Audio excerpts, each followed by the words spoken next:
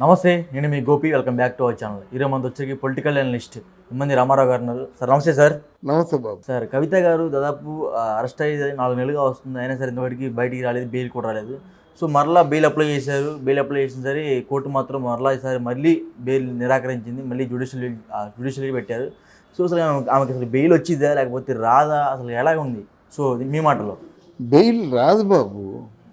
ఈ అవినీతి కుంభకోణం, లిక్కర్ కుంభకోణం పెద్ద ఎత్తున జరిగింది.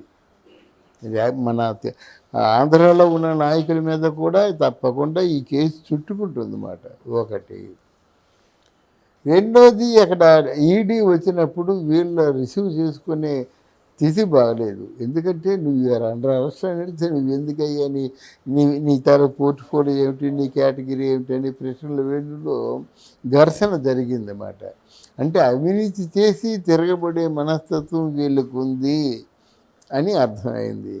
తర్వాత ఈ కేసు బిగుసుకోవడం కనుక డెఫినెట్గా ఆ బ్రదరు చేసిన కొంచెం తిరుగుబాటు కేసీఆర్ దగ్గర నుంచి ఏ రెస్పాన్స్ లేకపోవడం వల్ల కూడా వచ్చింది.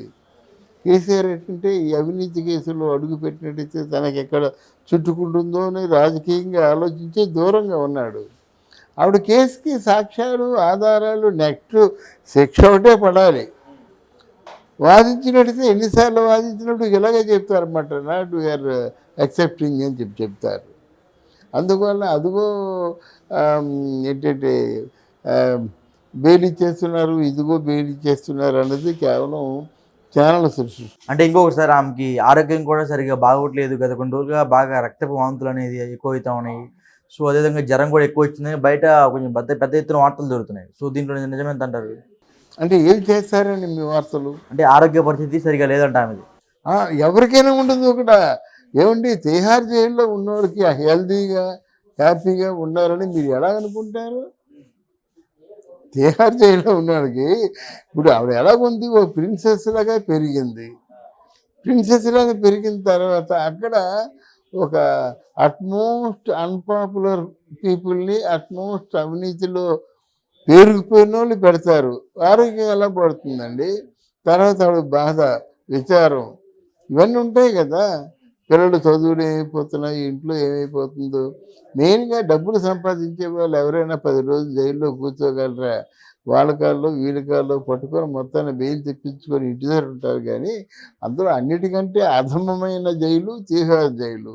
అందులో ఉండడం చాలా కష్టం కదా.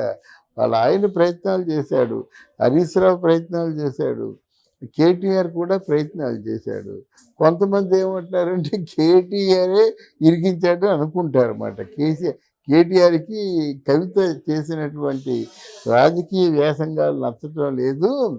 అసలు కేసీఆర్ మొదట ఆయన ముఖ్యమంత్రి అయినప్పుడు హోమ్ అంతా కవితే చూసేది. ఆ హోమ్ చూసినప్పుడే ఈ అవినీతి కూరుకుపోయిందని ఒక వాదం. అంటే జైల్లో కవితకి ఎటువంటి ఫుడ్ పెడతారంటారు? జైల్లో అందరితో పాటు సమానంగా పెడతారు. ఇప్పుడు అప్లికేషన్ పెట్టుకుంది, నాకు ఈ ఫుడ్ బాగటం లేదని. అంటే కొనుక్కోవచ్చు, కొనుక్కుంటే అవైలబిలిటీ ఉండదు. జైల్లో ఉన్న వాళ్ళు అందరూ కేజ్రీవాల్ కొనుక్కోలేడా ఒకప్పుడు? అలా కాకుండా కొనుక్కోవచ్చు, కానీ అది అవైలబిలిటీ ఉండదన్నమాట. ఇంటి నుంచి క్యారేజ్ కావాలంది, అది ఎవరు అలాగైతే ఎవరికైనా క్యారేజ్ వస్తుంది. అది పెద్ద కేసు కదా. అందువల్ల majority part of the days ఖచ్చితంగా టార్చర్ మాట అక్కడ. సో ఇంకొకసారి ఆమె ఆరోగ్యం అంటే రక్తపు వాంతులు ఇది ఎక్కువ చేసుకుంటుంది మొన్న అని పెద్ద ఎత్తున వార్తలు నడిచి దానికోసం హరీష్ రావు గారు కూడా జైలుకి వెళ్ళి పరామర్శించారంటూ కొన్ని వార్తలు వచ్చాయి. సో అది ఎట్లా? అందరూ వెళ్ళారండి, ములాఖత్కి పంపిస్తారు కదా. ములాఖత్కి చూడొచ్చు, ఏదో 5 నిమిషాలు 10 నిమిషాలు టైం ఇస్తారు, అంతే కదా. మొన్న వెళ్ళిన తర్వాత కేసీఆర్ ఇంకా వెళ్ళలేదు. మొన్న హరీష్ రావు, కేటీఆర్ వెళ్ళిన తర్వాత విడిపించడానికి ప్రయత్నం చేశారు. తర్వాత ఏమో హెల్త్ పూర్తిగా శుష్కించిపోయింది, 10 కిలోలు తగ్గిందని చెప్పారు. 10 కిలోలు తగ్గిందని హాస్పిటల్కి కూడా తీసుకెళ్లారు. తీసుకెళ్తే ఆసుపత్రిలో సహజంగా ఇదంతా మనోవ్యాధి వల్ల వస్తుంది కానీ ఇంకేం లేదు, ఇది ఆల్రైట్ అని చెప్పారు అన్నమాట. ఇది జరిగింది. కానీ వీళ్ళందరికీ తెలుసండి కవితని ఎప్పుడు విడిపిస్తారో వీళ్ళందరికీ తెలిసిన బాగోతమే. కానీ కాదంటే ఇక్కడ కేసీఆర్కి మోదీకి మధ్య సఖ్యత లేదు. ఎందుకు సఖ్యత లేదంటే ఎవరైనా పదవిని కోల్పోయినట్టయితే కొంచెం కంట్రోల్గా ఉండాలి. ఆ మోడీ, బీడీ, కేడీ ఇలాగా కవిత్వం చెప్తే వాళ్ళు ఊరుకుంటారండి? కవిత్వం చెప్తే ఊరుకుంటారా? ఈ భాషా పటిమంతా ప్రయోగించాడు కేసీఆర్. ఓకే. మరి ఇంతవరకు కేసీఆర్ ఎందుకు వెళ్ళా చూడటానికి తన బిడ్డని? వెళ్తే ఏముంటుందండి? ఆ అవమానం తప్ప ఏముంటుంది? ములాఖతుకి వెళ్తే ఈయన ఆడడం, ఆవిడ ఆడడం. ఈరోజు ఆ కవితని విడిపించడానికి ప్రయత్నం చేసిందంతా కేసీఆరే. మిగతా వాళ్ళు ప్రయత్నం చేయలేరు. వాళ్ళు ప్రయత్నం చేద్దామని ఫోన్ చేసినా ఎవరు ఎత్తుకుంటారండి? ఎవరు రెస్పాన్స్ ఇస్తారు? కేటీఆర్ చేశాడు నోయాను అంటారు. అంటే సీనియర్ నాయకులు కాదు కదా. హరీష్ రావు తెలంగాణ వరకే. నా మూడు ఉన్నాడు ఎవడో సంతోష్ ఎవరో ఉన్నారు కదా, ఆయన కూడా ఆయన పెద్ద భయంకరమైనటువంటి స్కామ్ అన్నీ చేసింది ఆ సంతోష్, కవిత మొగుడు మాట. ఎవరు మాట్లాడతారు? కేసీఆర్ మాట్లాడాలి. మాట్లాడితే ఎలా ఎప్పుడు మాట్లాడాలో కేసీఆర్ తెలుసు. ఎవరితో మాట్లాడితే పని జరుగుతుందో కూడా కేసీఆర్ తెలుసు. వాళ్ళ దగ్గరికి వెళ్ళి అపాయింట్మెంట్ కోరుకున్నా వాళ్ళు అపాయింట్మెంట్ ఇవ్వరు. ఎలాగిస్తారు వాళ్ళు అపాయింట్మెంట్? ఓకే. బీఆర్ఎస్ ఓటమికి కూడా కారణం బీజేపీయే కదా అక్కడ. ఎందుకంటే బీజేపీలో ఎప్పుడు రానన్ని సీట్లు వచ్చాయి. మరి అప్పుడు ఎలా ఇస్తారు వాళ్ళు? ఈయన ఎవరు గుర్తించరు. బీఆర్ఎస్ కాస్త బీజేపీ పార్టీలో కలపడం ఒకటే మార్గం. అంటే కలుపుదామంటే ఉద్యమ పార్టీలో మిగతా నేతలందరూ ఊరుకుంటారా? అసలు నిజానికి కేసీఆర్ తెలంగాణ తెచ్చాడా? అంతకుముందు ఉద్యమ నాయకులు చేసింది ఏమిటి? ఈయన అదృష్టం బాగుండి ఈయన ఎక్స్పెక్ట్ చేయని తెలంగాణ వచ్చింది. దీనికోసం కష్టపడిన వాళ్ళు ఉన్నారు. ఆయన పేరు మన చాలామంది ఉన్నారు. ఇన్నయ్య, హనుమంతరావు, ఈటల రాజేంద్ర, అంటే కొండపల్లి వెంకట బాబూజీ అనుకుంటానండి.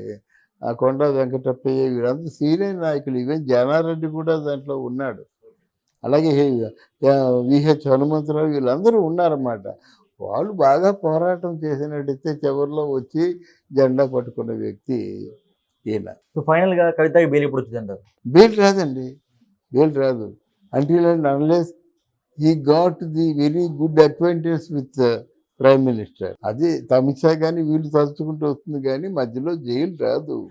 పోనీ వీడు ఏమైనా అధికార పార్టీలో ఉంటే నీకు ఇవి సాయం చేసి పెడతాం, మాకు ఈ సాయం చేసి పెట్టండి అని ఒక మాట అనవచ్చు. ఇప్పుడు అధికార పార్టీ లేదు కదా, పవర్ లేదు కదా, మళ్ళీ వస్తుందని ఆశ కూడా లేదు కదా. వస్తే మళ్ళీ బీజేపీ వస్తుంది కానీ కాంగ్రెస్ కూడా రాదు కదా. వాళ్ళ ప్లాన్ అది.